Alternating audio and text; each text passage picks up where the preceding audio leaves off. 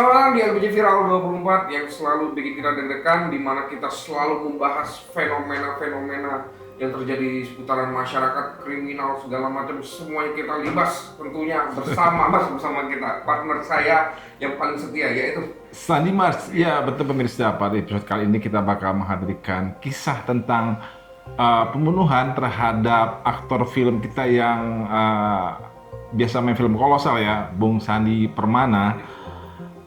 Di mana pelakunya telah ditangkap pada hari Rabu kemarin nih, 15 Januari. Ya, pelaku ditangkap dalam aksi pelariannya menuju ke Kerawang. Ya.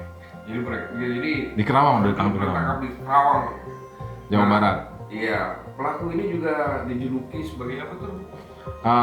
Nanang Gimbal, nama asli Nanang Irawan, dipanggilnya Nanang Gimbal karena rambutnya gimbal gitu kan. Gimbal pecinta reggae nih kayaknya. Mungkin bisa jadi kayaknya. Ya, Nanang Gimbal ini sengaja mencukur, katanya sih, bukan katanya, memang sudah mencukur rambutnya untuk menghilangkan jejak ciri khas ya sebagai gimbal-gimbalan. Ketika ditangkap ya udah posisi rambutnya itu udah dicukur ya. Udah dicukur. Nah, si Nanang ditangkap saat berada di sebuah warung makan di daerah Kerawang, Jawa Barat. Setelah ditangkap, dia langsung dibawa ke Polda Metro Jaya. Nah, ini dia penampakannya. Waduh, ini dia si Nanang Gimbal yang sangat meresahkan nih. Sempat kabur ya berarti itu ya. Iya. Untuk melarikan diri ke Kerawang, ditangkap. Apresiasi tingginya untuk kepolisian kita ya. Betul. Berhasil menangkap si Nanang Gimbal. Jadi cukur rambutnya. Ada komen ya.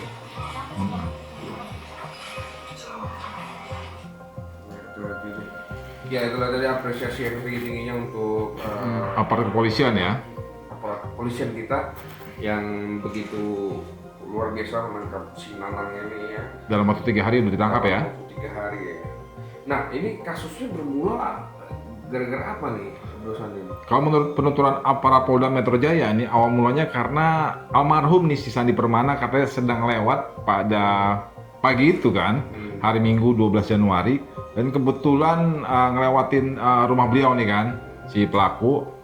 Dan katanya menurut si pelaku, si Sandi Permana itu memberikan tatapan yang sinis dan juga meludah ke arahnya. Oh, jadinya si pelaku ini tersinggung ya? Tersinggung dan langsung emosi sesaat katanya. Tapi kayak nggak masuk akal juga ya. Tapi ya polisi udah membeberkan detik-detik kejadiannya. Betul. Jadi kita agak sedikit lega nih. Betul. Akhirnya keadilan bisa ditegakkan gitu.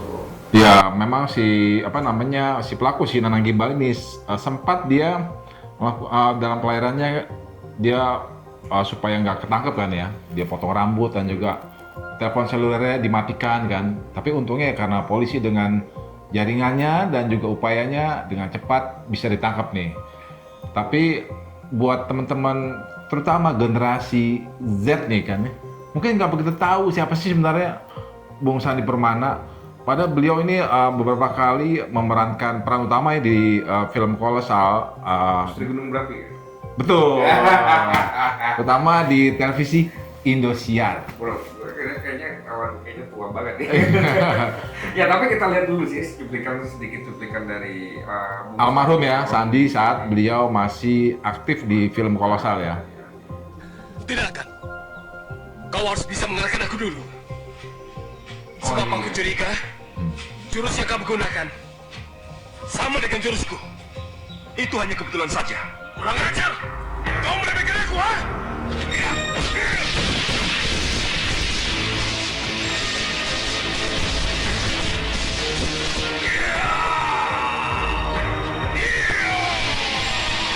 Ya, itu tadi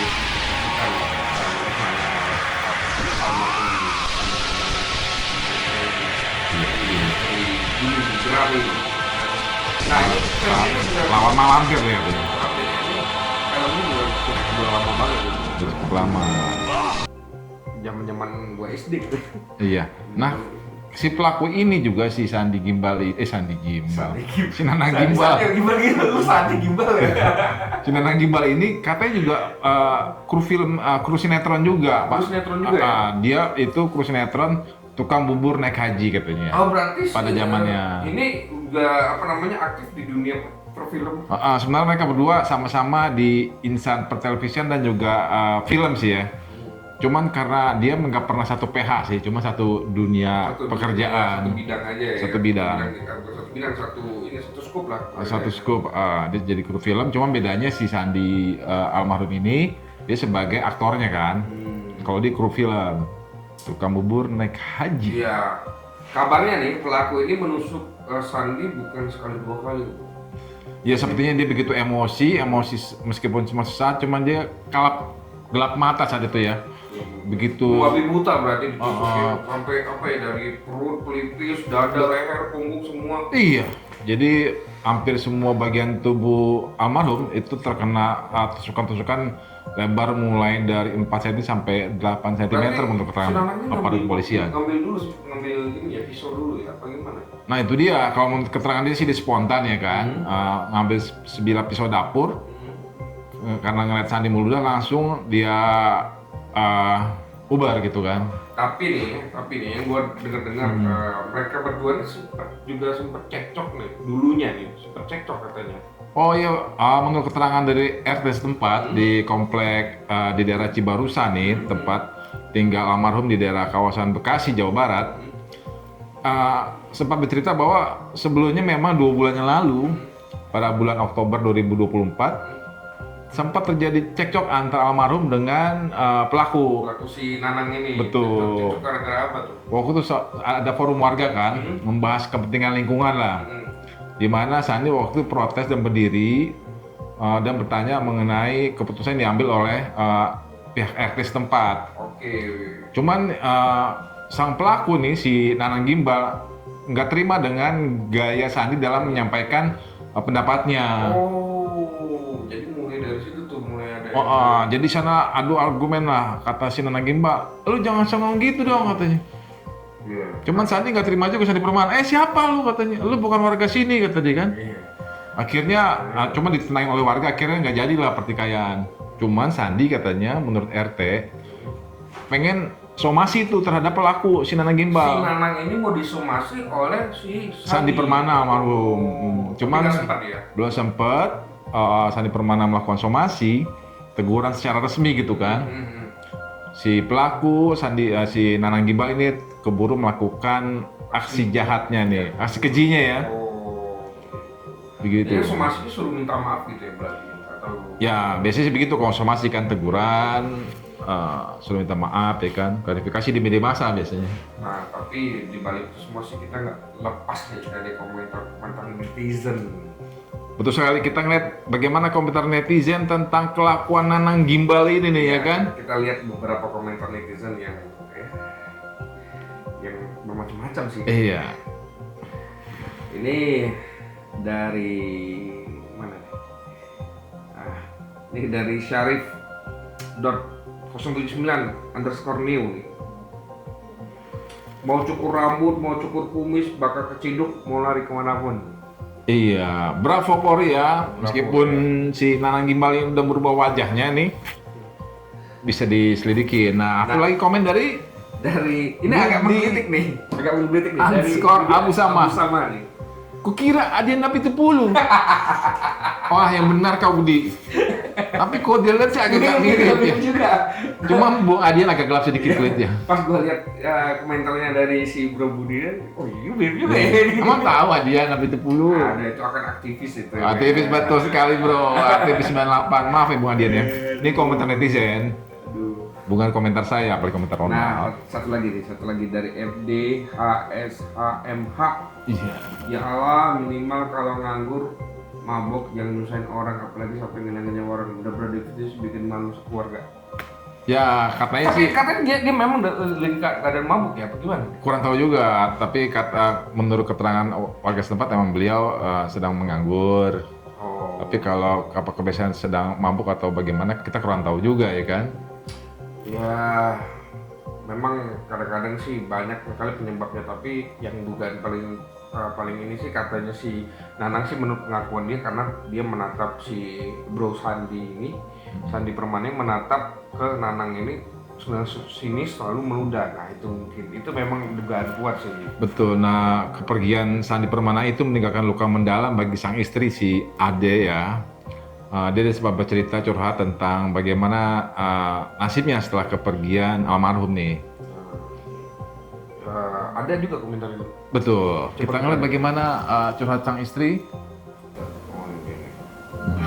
Kehabisan darah itu mungkin juga udah kehabisan tenaga, jadi dia udah tidak ada suara, jadi cuman apa ya berontak, kayak batin itu ada kaki itu semua dia badannya hampir jatuh dari tempat tidur di rumah sakit itu karena mungkin dia udah nahan kesakitan. Cuma dia kesakitan itu di rumah sakit itu nggak ada tindakan. Kalau dirujuk ke RSUD itu juga tidak pakai ambulan, dipesannya dari rumah sakit itu pakai Grab. Jadi ya suami saya itu ditaruh aja begitu aja di Grab, didudukin di tengah, saya tahu di sini kayak itu meninggal di sini, kayak itu meninggal di sini. Tragis banget tuh. Perjalanan dia di belakang duduk di kaca. Aku udah nggak punya ayah. Itu sakit banget saya. Kasihan ya. Nggak punya ayah katanya gitu. Ya Allah sebelum itu sih yang bikin sakit banget tadi sampai saya hari ini aduh Anak kedua ya? dua lagi ya kalau dengar kata-kata anak saya. Oh anaknya Udah nggak punya ayah gitu. Iya saya pakai itu nih makanya ada saya bilang mami pakai dia ayah, mami kangen iya saya bilang kangen sama ayah nak. Jadi cuma ini mami pakai dulu, nanti kalau kakak mau pakai nggak aku pakai, mami mau pakai ini tiap hari biar ayah itu ada selalu sama mami ya hubungannya ya agar dihukum setimpal ya. Tragis ya. Karena dia udah ngerebut suami saya, ayah dari anak-anak saya, semoga dia cepat ketemu. Sama info terakhir itu ya di Oh ini sebelum dia ketemu ya berarti? Betul. yang malam habis kita pemakaman itu info terakhir dari polisi itu ya di Karawang. Kalaupun dia tertangkap pasti kan nanti ada rekonstruksi di sini. Itu yang saya nggak sanggup. Saya nggak sanggup nanti kalau lihat rekonstruksinya. Iya, mengenai suami saya itu kayak apa gitu kan ya. Apalagi nanti takutnya anak-anak saya melihat gitu kan ya. Secara sadis kan ayahnya. Cuma kalau itu terjadi sama keluarga pelaku ya, keluarga pelaku ya ayahnya pembunuh, tapi nyawa masih ada, walaupun ayahnya di penjara. Kalau saya mau apa? Ayahnya udah nggak ada. Sosok ayah buat anak-anak saya udah nggak ada. Ya itulah curhat dari Ade Adriani ya, istrinya dari Sandi Permana. Ya cukup tragis juga ya. Ya jadi dia sempat dirujuk ke rumah sakit lain ya, karena rumah sakit yang pertama dia datang itu nggak bisa menangani. Tapi sampai naik Grab gitu tuh kenapa? Nggak ada. Karena ternyata nggak ada ambulan di rumah sakit sana. Oh ambulannya memang nggak ada. Nggak ada, dirujuk ke RSUD. Ternyata ya karena kenyataan berbicara lain, almarhum Sandi Permana sudah meninggal dalam perjalanan. Sang istri cerita bagaimana Sandi meninggal dalam pelukannya pemirsa. Tapi sebenarnya kalau langsung ke rumah sakit yang bisa menangani sih kemungkinan bisa diselamatkan, mungkin bisa diselamatkan, ada kemungkinan. Bisa jadi. Nah, pas dia pengakuan istrinya pas di rumah sakit yang pertama itu nggak diapa-apain gitu, dibiarin aja begitu. Betul. Jadi Sandi Permana meninggalkan seorang istri dan juga 3 orang anak sepertinya ya. Ya pelaku dijerat dengan pasal 338 KUHP dengan ancaman hukuman maksimal 15 tahun penjara pemirsa. Waduh. Mudah-mudahan beliau, Paham banget. karena kebetulan saya pernah di polsek begitu. Bikin SKCK. Ya mudah-mudahan pemirsa beliau pelaku ini nih si Nanang Gimbal akan memberikan balasan yang setimpal. Ya memang nggak ada ininya ya, nggak ada bisa kalau bahas-bahas topik ini ya, semoga saja Betul. diberikan hukuman yang setimpal seperti yang Bro Sandi bilang tadi ya, semoga pelaku juga segera bertobat juga lah ya. Iya, dan Bapak pemirsa yang pengen tahu apa si pelaku Nanang Gimbal diberikan hukuman setimpal, baca terus perkembangannya di portal kita di lensaberitajakarta.com.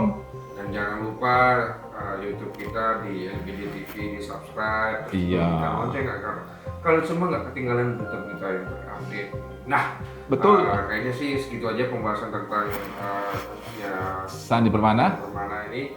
Ya semoga kedepannya beliau ditempatkan di sisi Ya. kuasa. Dan ini pelajaran bagi kita untuk selalu kepala dingin dalam menghadapi berbagai masalah. Jangan sampai kita karena emosi sesaat hancur segalanya. Saya Sandi pamit undur diri. Dan gua Ronald Bastian pamit undur diri. Sampai jumpa di episode selanjutnya.